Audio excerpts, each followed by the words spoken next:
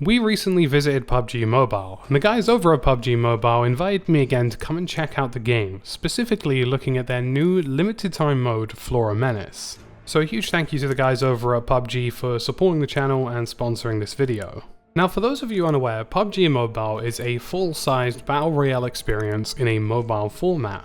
PUBG Mobile takes everything you like about the traditional BR format, condenses it into an enjoyable mobile experience, and then adds lots of twists and turns. There are lots of limited time game modes and lots of different events that happen in-game to give you a new flavour and new twist of battle royale. Flora Menace is one of those new modes, and at the moment Erangel and other maps have been invaded by alien plants called Urillo that absorb a special energy around the maps. They take over core urban areas and create a rejuvenation barrier as well as some structures. These areas shake up the traditional maps and offer some different interesting engagements.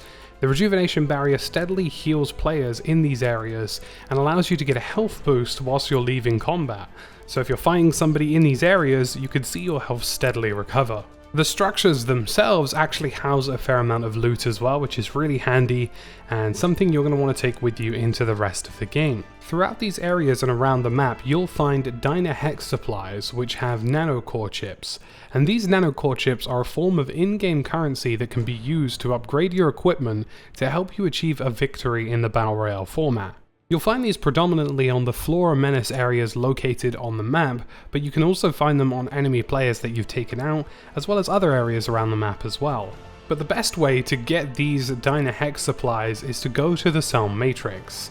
Now on Erangel, you can find the cell on a map that will take you to the cell matrix spaceship and have a very interesting battle unfold in front of you. On multiple parts of the Erangel map, you can see these individual pods. These pods can be activated at specific parts of the games, and when you do that, it transports you to the main spaceship in the sky, where the Flora Menace has originally come from. Players across the map, including yourself, can activate these cells to board the spaceship, and suddenly you'll find yourself in a very different situation from your traditional Battle Royale setup. Inside this spaceship, you get 3 lives, as well as a rejuvenation barrier, and even some mech robots that you have to fight. Once inside, you can look around for the dyna hex supplies all around the floor in order to order in more combat supplies when you get spat out to the original map. All over the main spaceship, these things are riddled everywhere, but you also get more for killing players who are actually inside the arena with you and taking out the robots that are defending the spaceship. And collectively, after these 3 lives that you're limited to, you eventually respawn on the regular map with the equipment that you had before you went into the spaceship. It's a really cool system, and it effectively rewards you for doing well in the arena setting. Every once in a while, the weapons will cycle as well, so one minute you'll be using SMGs, the next minute shotguns, and the next minute assault rifles. And eventually, you'll find yourselves respawning onto the map once you've depleted those 3 lives with as much of the in-game currency as humanly possible. Once you've landed, you can then order in supplies to help you out and get them delivered straight in front of you. Ordering in these supplies with the nanocore chips can be expensive though, so it's important that when you are on the spaceship, you do your best to get as much supplies as humanly possible. But once you're down on the ground, you can decide to get a fully kitted weapon with optics, attachments, and everything else included, armor setups, or even rare items such as a ghillie suit. So rather than being totally dependent on finding an airship drop in a red crate on the ground, you can now call in these super rare items provided you've looted enough or taken out enough players. So rather than your traditional full-blown battle royale, you get a battle royale with a full-blown deathmatch arena experience partway through, and a really cool backstory and plotline that's going on in-game. It's super helpful too, because if you find yourself low on a certain kind of supply, you can simply call it in front of you if you do enough looting or use the cell matrix in order to get to the spaceship. I found myself low on armor, so I decided to call in armor, and on another game I found myself wanting a sniper rifle, so I called in a fully decked M24. It spices up the gameplay loop and definitely makes things more interesting, and every single kill you get on an enemy player in the game means that you have another opportunity to get even better gear, especially if you've damaged that player's gear by taking them out.